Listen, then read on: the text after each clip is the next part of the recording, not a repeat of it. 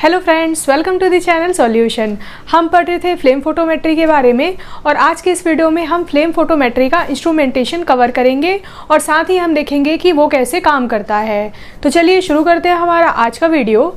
और इंस्ट्रूमेंटेशन की इस वीडियो में मैंने सबसे पहले फ्लेम फोटोमेट्री का एक डायग्राम बनाया है। डायग्राम में जैसे आप देख सकते हैं ये पूरा आपका फ्लेम फोटोमेट्री का इंस्ट्रूमेंट इस तरीके से होता है।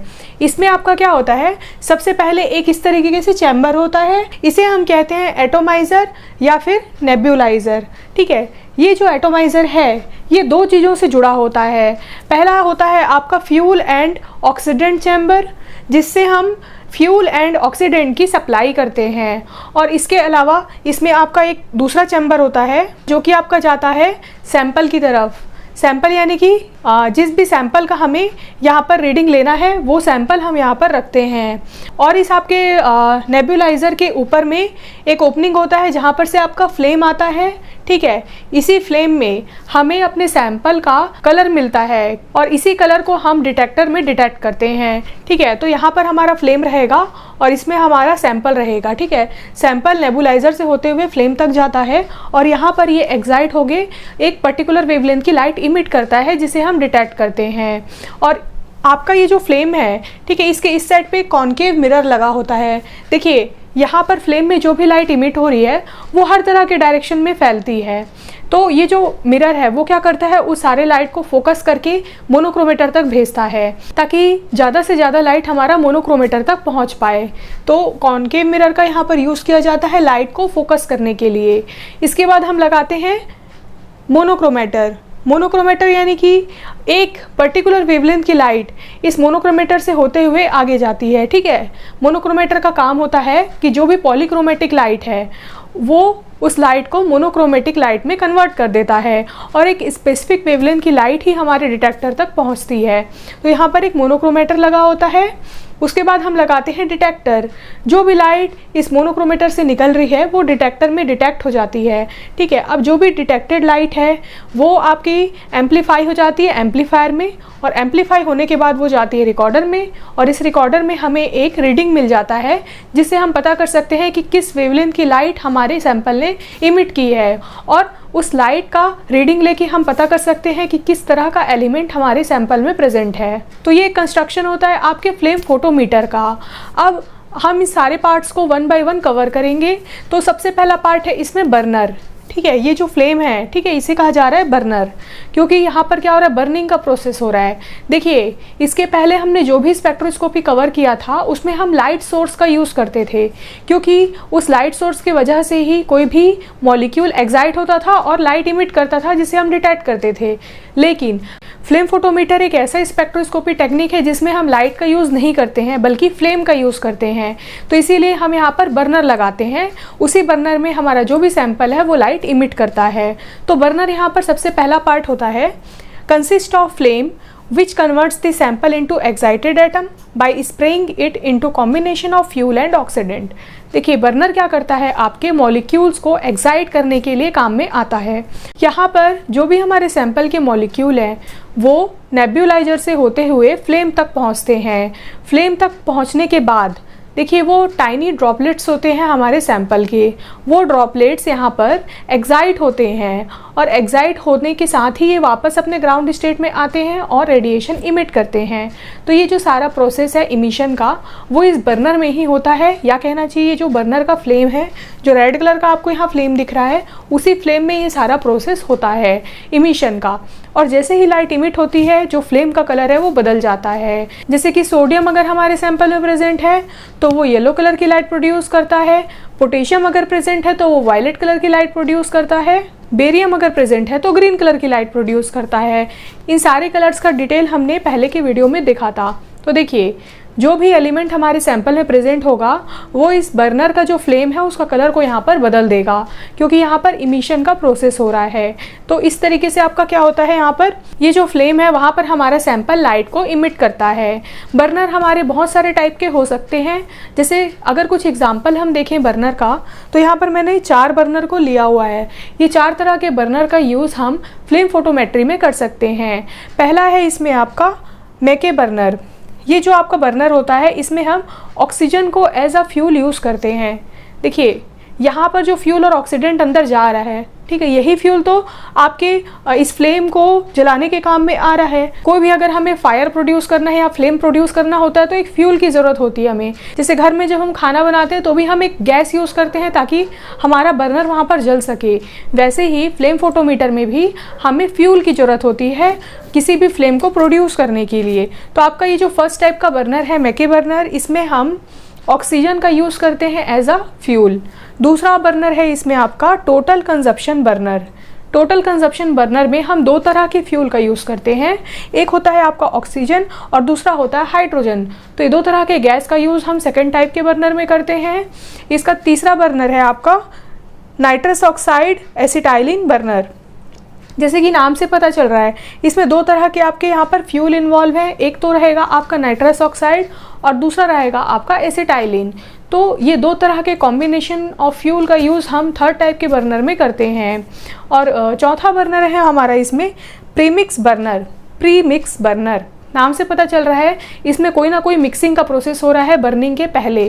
प्रीमिक्स बर्नर, ठीक है। तो इसमें आपका क्या होता है, fuel and oxidant are premixed before reaching flame.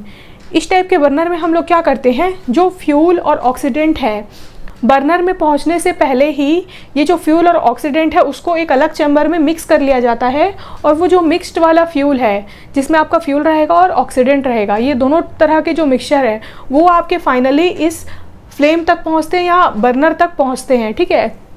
जो आपका ऑक्सीजन वाला है या जो हाइड्रोजन वाला है ये आपका सेपरेटली पहुंचता है, लेकिन प्रीमिक्स बर्नर में हम लोग फ्यूल और ऑक्सीडेंट को मिक्स करके पहुंचाते हैं, इसीलिए इसका नाम दिया गया है प्रीमिक्स बर्नर।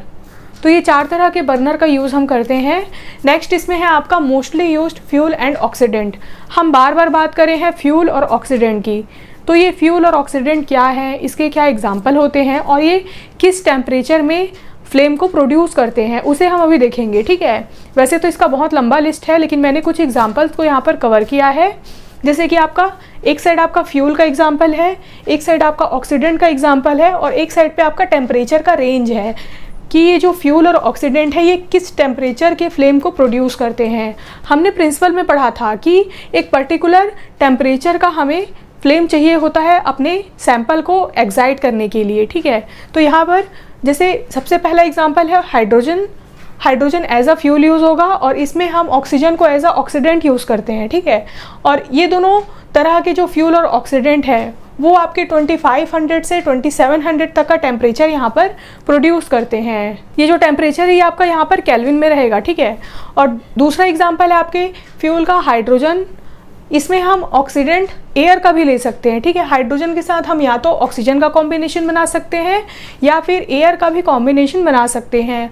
इस तरह के जो फ्यूल और ऑक्सीडेंट हैं वो आपके 2000 से 2100 केल्विन तक का टेम्परेचर प्रोड्यूस करते हैं। तीसरा एग्जांपल है इसमें एसिटाइलिन और एयर, ठीक है। Acetylene as a fuel use हो रहा है और ऑक्सीडेंट में आपका एयर है। इस तरह के कॉम्बिनेशन में हमें 2100 से 2400 केल्विन तक का टेम्परेचर मिलता है। नेक्स्ट है इसमें N2O यानी कि नाइट्रस ऑक्साइड और ऑक्सीडेंट में हम ले सकते हैं एसिटाइलिन। इन दोनों कॉम्बिनेशन का जब हम लोग यूज़ करेंगे तो हमें टेम्परेचर मिलेगा 2900 से 3000 तक का। तो ये कुछ एग्जांपल्स हैं आपके फ्यूल और ऑक्सीडेंट के जिनका कॉम्बिनेशन हम यूज़ करते हैं अपने फ्लेम फोटोमेट्री में। हम एक चीज़ ध्यान रखेंगे कि हमारा जो भी फ्यूल और ऑक्सीडेंट है ये हमारे नेब्यूलाइज़र तक या बर्नर तक एक कांस्टेंट स्पीड में पहुंचना चाहिए, एक कांस्टेंट फ्लो में पहुंचना चाहिए, ताकि हमारा जो भी फ्लेम का टेम्परेचर है वो हम कंटिन्यूसली मेंटेन कर पाएँ सेम टेम्परेचर पे। देखिए अगर टेम्परेचर में कोई भी फ्लक्चुएशन आएगा तो जो भी हमारे सैंपल का एक्साइटेशन और इमिशन का प्रोसेस है उसमें भी चेंजेस देखने के लिए मिलता है। इसीलिए हमारा जो भी फ्यूल और ऑक्सीडेंट है उसका फ्लो हम यहाँ पर कंटिन्यूसली मेंटेन करके रखते हैं। नेक्स्ट है इसमें आपका मिरर। सेकेंड पार्ट होता है इसमें मिरर। मिरर आप देखिए यहाँ पर हमने यूज़ किया है, ठीक है। मिरर का यूज़ क्यों किया जाता है, use to focus light in one direction, mainly concave mirror is used. तो आपका ये जो मिरर है फ्लेम जो भी प्रोड्यूस हो रहा है, ठीक है, फ्लेम में जो भी इमिशन हो रहा है या जो भी कलर आ रहा है वो चारों साइड फैलता है, ऑल डायरेक्शन में वो फैलता है। लेकिन हमें सारे डायरेक्शन में तो हम डिटेक्टर लगा के रख नहीं सकते या मोनोक्रोमेटर नहीं लगा सकते, इसीलिए हम क्या करते हैं, जितने भी डायरेक्शन में लाइट यहाँ पर इमिट हो रही है उसको हम फोकस करते हैं कॉन्केव मिरर की मदद से। मिरर को हम यहाँ पर लगा देते हैं तो जितनी भी लाइट होती है वो उस मिरर से टकराते हुए जाती है आपके मोनोक्रोमेटर तक। तो इसलिए हम मिरर का यूज़ करते हैं ताकि हम जितनी भी लाइट है जो अलग अलग डायरेक्शन में फैल रही है उसको हम एक डायरेक्शन में मोनोक्रोमेटर तक फोकस कर पाएँ। इसमें हम मेनली कॉन्केव मिरर का यूज़ करते हैं। इसका तीसरा पार्ट होता है नेब्यूलाइज़र। नेब्यूलाइज़र को हम एटोमाइज़र भी बोलते हैं। तो इसमें दिया हुआ है transport homogeneous solution into flame at steady rate. तो देखिए नेब्यूलाइज़र का काम क्या है कि ये होमोजेनस सॉल्यूशन हमारा किसका रहेगा, सैंपल का रहेगा। तो सैंपल का जो भी होमोजेनस सॉल्यूशन है उसको ये फ्लेम तक पहुंचाता है एक कांस्टेंट रेट में या कहना चाहिए कांस्टेंट फ्लो में। हमारा जो भी सैंपल है उसको फ्लेम तक पहुंचाने का काम होता है नेब्यूलाइज़र का। नेक्स्ट है इसमें आपका monochromator, use to select the specific wavelength of light. Monochromator हमने पहले भी बहुत बार पढ़ चुका है। इसका काम होता है कि ये पॉलीक्रोमेटिक लाइट को मोनोक्रोमेटिक लाइट में कन्वर्ट करता है। इसका कहने का क्या मतलब है, देखिए मान लीजिए हमारे सैंपल में एक से ज़्यादा एलिमेंट प्रेजेंट हैं, सोडियम भी प्रेजेंट है, पोटेशियम भी प्रेजेंट है, तो हम कैसे डिटेक्ट करेंगे कि हमारा जो भी लाइट आ रहा है वो सोडियम के लिए आ रहा है या फिर पोटेशियम के लिए आ रहा है। तो इसमें हम क्या करते हैं, मोनोक्रोमेटर का यूज़ करते हैं। अगर सैंपल में एक से ज़्यादा एलिमेंट प्रेजेंट है और मान लीजिए हमें सिर्फ सोडियम को ही डिटेक्ट करना है, उसका इमिशन वेवलेंथ हमें पता है 589 नैनोमीटर होता है, तो हम उस पर्टिकुलर वेवलेंथ की लाइट को यहाँ मोनोक्रोमेटर से सिलेक्ट कर सकते हैं ताकि क्या होगा, जो 500 नैनोमीटर की लाइट है वही वहाँ से पास हो पाएगी और हमारे डिटेक्टर तक पहुँचेगी, जिससे हम ये पता कर सकते हैं कि कितना अमाउंट में हमारा सोडियम वहाँ पर प्रेजेंट है। ठीक है, तो मोनोक्रोमेटर का यूज़ किया जाता है एक पर्टिकुलर वेवलेंथ की लाइट को सिलेक्ट करने के लिए ताकि हम इजीली अपने सैंपल का डिटेक्शन कर पाएँ। नेक्स्ट है इसमें आपका डिटेक्टर। अब डिटेक्टर का यूज़ हम करते हैं डिटेक्शन में। डिटेक्टर का मेनली पर्पस क्या होता है कि ये आपके जो भी लाइट का सिग्नल है उसको ये इलेक्ट्रिक सिग्नल में कन्वर्ट करता है। देखिए फ्लेम से हमारा लाइट निकल रहा है तो लाइट को तो हम डिटेक्ट कर नहीं सकते, इसीलिए हम उस लाइट को कन्वर्ट करते हैं किसी इलेक्ट्रिक सिग्नल में ताकि हमें एक रीडिंग मिल पाए। तो ये जो कन्वर्जन का काम है वो होता है आपके डिटेक्टर का। इसमें दिया हुआ है converts light into electric signal. जो भी लाइट निकलेगी उसको ये इलेक्ट्रिक सिग्नल्स में कन्वर्ट करेगा। और इसमें जैसे एग्जांपल ऑफ डिटेक्टर दिए हुए हैं कि डिटेक्टर के क्या क्या एग्जांपल होते हैं। तो वैसे तो हम इसमें बहुत सारे टाइप के डिटेक्टर यूज़ कर सकते हैं क्योंकि ये स्पेक्ट्रोस्कोपी टेक्निक है, तो इसमें हम अपना फोटो मल्टीप्लायर ट्यूब डिटेक्टर भी यूज़ कर सकते हैं, फोटो सेल भी यूज़ कर सकते हैं। तो जितने हम स्पेक्ट्रोस्कोपी में डिटेक्टर यूज़ करते हैं उनका यूज़ भी हम यहाँ पर कर सकते हैं। लेकिन इसके अलावा हम एक स्पेसिफिक टाइप के डिटेक्टर का भी यूज़ करते हैं जो कि है आपका फ्लेम थर्मोआयनिक डिटेक्टर FTD और दूसरा है फ्लेम फोटोमेट्रिक डिटेक्टर FPD। ठीक है, तो ये जो FTD है इसमें हम किस तरह के कंपाउंड का डिटेक्शन कर सकते हैं, तो ऑर्गेनिक नाइट्रोजन कंपाउंड्स का डिटेक्शन इसमें हो सकता है, फॉस्फोरस कंपाउंड्स का डिटेक्शन इसमें हो सकता है। और इसके अलावा आपका जो FPD है इसमें हम सल्फ़र कंपाउंड का डिटेक्शन कर सकते हैं, बोरॉन, टिन, आर्सेनिक, क्रोमियम, इस तरह के कंपाउंड्स का डिटेक्शन हम इस डिटेक्टर से कर सकते हैं। तो ये दो तरह के डिटेक्टर मेनली आपके यूज़ होते हैं फ्लेम फोटोमीटर में। अब इसके अलावा हम और भी पॉइंट्स इसमें बना सकते हैं, जैसे कि हम क्या यूज़ करते हैं, एम्पलीफायर का यूज़ करते हैं। तो एम्पलीफायर आप खुद से भी बना के लिख सकते हैं कि एम्पलीफायर का काम होता है जो भी इलेक्ट्रिक सिग्नल आपके डिटेक्टर से निकल रहे हैं वो उन सिग्नल को एम्पलीफाई कर देता है। ठीक है, और जो एम्पलीफाइड सिग्नल है वो फाइनली आपके पहुँचते हैं रिकॉर्डर तक। अब रिकॉर्डर में आपका क्या काम होता है कि ये हमें जो भी सिग्नल मिल रहे हैं उसको एक यूनिट के फॉर्म में या एक डिस्प्ले में हमें दिखा देता है कि हमारा क्या रीडिंग आ रहा है या कितना सिग्नल हमें वहाँ पर मिल रहा है। तो इस तरीके से एम्पलीफायर और रिकॉर्डर भी यहाँ पर लगा होता है। तो ये कुछ बेसिक पार्ट होते हैं हमारे फ्लेम फोटोमेट्री के। अब हम देख लेते हैं कि जो फ्लेम फोटोमीटर है ये काम कैसे करता है, कैसे इसमें हम कंपाउंड का डिटेक्शन करते हैं। तो अगर हम इसका वर्किंग देखें तो इसमें आपका क्या होता है, सबसे पहले होता है आपका सैंपल। सैंपल सॉलिड भी हो सकता है, लिक्विड भी हो सकता है।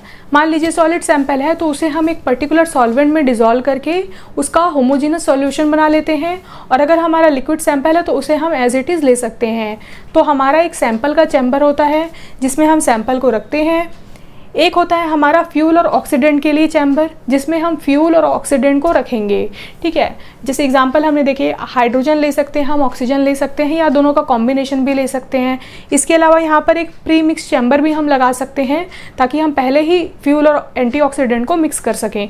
तो आपका एक फ्यूल का कंटेनर रहेगा, यहाँ पर एक सैंपल का कंटेनर रहेगा, और ये जो दोनों कंटेनर है वो इससे जुड़ा हुआ है नेब्यूलाइज़र से, ठीक है। नेब्यूलाइज़र में आपका क्या होता है, जो सैंपल है वो स्प्रे के फॉर्म में रहता है या ड्रॉपलेट्स के फॉर्म में रहता है। यही जो ड्रॉपलेट्स है वो आपके फ्लेम तक पहुंचते हैं। फ्लेम में जैसे आप ब्लैक कलर के डॉट्स देख रहे होंगे, ठीक है, ये वही डॉट है जो यहाँ पर बने हुए हैं। तो यही जो सैंपल है वो फ्लेम तक जाता है। अब फ्लेम में क्या होता है, दो टाइप का प्रोसेस होगा, डिसॉल्वेशन होगा और वेपराइजेशन होगा। इसके अलावा एटमाइजेशन, एक्साइटेशन और इमिशन का प्रोसेस होता है, ठीक है। तो फ्लेम में जैसे ही हमारा सैंपल यहाँ पर पहुँचता है तो वो सैंपल क्या होता है, जो भी फ्लेम की एनर्जी है उसको एब्जॉर्ब करने लगता है। फ्लेम की एनर्जी को एब्जॉर्ब करेगा तो हमारा एटम क्या होगा, ग्राउंड स्टेट से एक्साइटेड स्टेट में पहुंच जाएगा। एक्साइटेड स्टेट एक अनस्टेबल स्टेट होता है, ठीक है। तो जो एटम्स है वो क्या होंगे, तुरंत अपने ग्राउंड स्टेट में आने की कोशिश करेंगे। जैसे ही वो ग्राउंड स्टेट में आएंगे, एनर्जी इमिट करेंगे या लाइट इमिट करेंगे, ठीक है। जैसे ही मॉलिक्यूल्स आपके यहाँ पर लाइट इमिट करना चालू करेंगे, इस फ्लेम का कलर यहाँ पर बदल जाएगा, ठीक है, और पर्टिकुलर वेवलेंथ की लाइट यहाँ से इमिट होगी। वो लाइट क्या होती है, आपके इस मिरर द्वारा फोकस कर ली जाती है, और ये लाइट मिरर फोकस करके किसके पास पहुंचाता है, मोनोक्रोमेटर के पास पहुंचाता है। मोनोक्रोमेटर में हम एक पर्टिकुलर वेवलेंथ की लाइट को यहाँ सिलेक्ट कर लेते हैं। मान लीजिए सोडियम अगर हमें डिटेक्ट करना है तो हम एक जो उसका एक इमिशन वेवलेंथ है पर्टिकुलर, उसको सिलेक्ट कर लेंगे, और जो सिलेक्टेड वेवलेंथ की लाइट है वो मोनोक्रोमेटर से आगे पास होती है और डिटेक्टर तक जाती है। डिटेक्टर उस लाइट के सिग्नल को कन्वर्ट कर देता है इलेक्ट्रिक सिग्नल में। फिर जो इलेक्ट्रिक सिग्नल है वो पहुंचता है एम्पलीफायर तक, जहां पर ये सिग्नल एम्पलीफाई हो जाता है और पहुंचता है रिकॉर्डर तक। रिकॉर्डर उस लाइट को डिटेक्ट कर लेता है और हमें एक रीडिंग दे देता है या एक ग्राफ दे देता है। तो इस तरीके से आपका ये जो फ्लेम फोटोमेट्री है वो काम करता है। अब देखिए, एक तो हम नेब्यूलाइज़र के थ्रू यहाँ पर सैंपल को डाल सकते हैं फ्लेम में। सैंपल को स्प्रे करने का एक और तरीका होता है, डायरेक्टली भी अगर हम फ्लेम में सैंपल को स्प्रे करेंगे तो उसका कलर बदल जाता है। जैसे कि हमने पढ़ा था, अलग अलग एटम्स अलग अलग टाइप के कलर प्रोड्यूस करते हैं, तो उससे भी हम देख के ही पता कर सकते हैं कि किस तरह का एलिमेंट हमारे सैंपल में प्रेजेंट है। तो ये दो मेथड होते हैं जो कि क्वालिटेटिव मेथड होते हैं। क्वांटिटेटिव मेथड में हम लोग क्या करते हैं, जब हमें किसी एलिमेंट का कंसंट्रेशन पता करना हो कि कितने कंसंट्रेशन में वो एलिमेंट हमारे सैंपल में प्रेजेंट है, तो तब हम क्या करते हैं, दो तरह की रीडिंग लेनी होती है। एक हम लेते हैं नोन सैंपल के साथ में, जिसमें हमारा कंसंट्रेशन हमें पता होता है कि इतने कंसंट्रेशन का सॉल्यूशन हमने लिया है, और दूसरे साइड हम लेते हैं अननोन सैंपल, ठीक है। और यहाँ पर हम नोन को अननोन से कंपेयर करते हैं। नोन रहेगा हमारा जो भी सैंपल, तो हमें पता होगा कि किस तरीके का रीडिंग हमें मिल रहा है, किस तरीके का ग्राफ हमें मिल रहा है। उस ग्राफ को हम अननोन वाले ग्राफ से कंपेयर कर लेते हैं और पता कर लेते हैं कि अननोन में हमारा कोई भी एलिमेंट कितने कंसंट्रेशन में प्रेजेंट है। तो इस तरीके से हम फ्लेम फोटोमेट्री में दोनों तरह की एनालिसिस कर सकते हैं, क्वालिटेटिव भी और क्वांटिटेटिव भी। तो ये था हमारा आज का टॉपिक। आई होप कि आपको ये वीडियो समझ में आ गया होगा। आप चाहें तो इसका स्क्रीनशॉट ले सकते हैं। Thank you so much for watching this video.